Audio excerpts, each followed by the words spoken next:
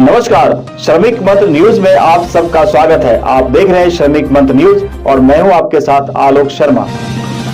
बिहार में किसकी बनेगी सरकार, सीएम चेहरे पर मचा घमासान। अब ऐसे में सरकार किसकी बनेगी, सीटों के बंटवारे को लेकर पार्टियों के बीच खींचातान चल रही है।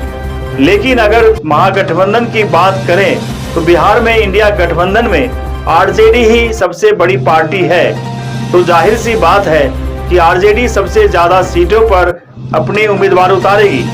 आप सभी का स्वागत है। आप देख रहे हैं श्रमिक मंत्र न्यूज और मैं हूं आलोक शर्मा।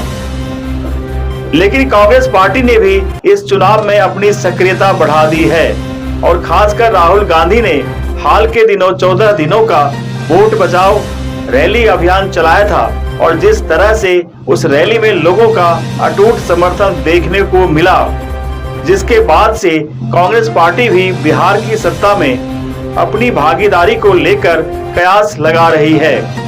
अब कांग्रेस के ये कयास चुनाव में कितना बदलाव लाते हैं, ये तो आने वाले चुनाव नतीजे ही बताएंगे। वहीं महागठबंधन की तरफ से मुख्यमंत्री का चेहरा कौन होगा, इस पर कोई भी पार्टी खुलकर बताने को तैयार नहीं है। इसके बावजूद भी बीते दिनों हुई एक रैली में आरजेडी प्रमुख तेजस्वी यादव ने परोक्ष रूप से ही सही यह संकेत दे दिया था कि अगर महागठबंधन की सरकार आती है तो तेजस्वी ही मुख्यमंत्री होंगे।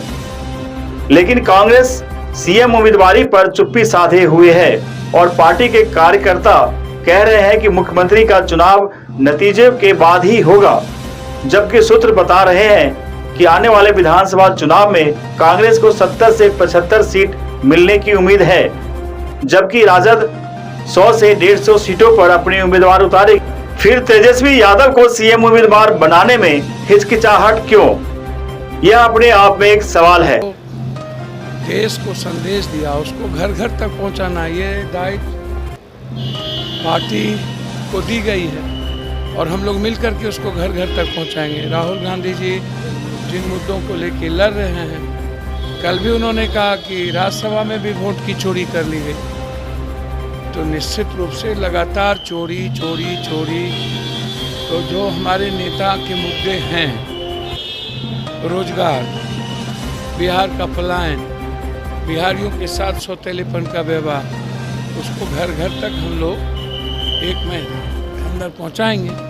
हमारे नेता राहुल गांधी जी और हमारे लीडर प्रियंका गांधी जी बहुत निकट भविष्य में बिहार का दौरा करेंगे। लगातार हम लोग बिहार ने जो संदेश दिया है, राहुल गांधी जी के नेतृत्व में जो माहौल बना है, वोट चोर गद्दी चोर एसआईआर को लेकर के, यह लड़ाई जब अंतिम रहेगी, जब तक लोकतंत्र और लोगों के अधिकार को रक्षा नहीं होगी, तब तक हम लोग राहुल गांधी जी के संघर्ष पर चलते रहे। अलग से क्या जानना चाहते हैं मुझे नहीं पता, लेकिन प्रभारी महोदय जी ने जो बातें कही वो जो है इसको आगे बढ़ाते हुए इतना ही कहूँगा कि हम जो है यहाँ अपने नेता का नेतृत्व के निर्देशन के लिए भी आए थे और यहाँ इंडिया गठबंधन में और गठबंधन में हमारी पार्टी और तमाम हमारे पार्टनर्स के जो है एजेंडे पर हम और विस्तार से जो बढ़े हैं, उसका प्रोग्रेस रिपोर्ट पर भी हम लोगों ने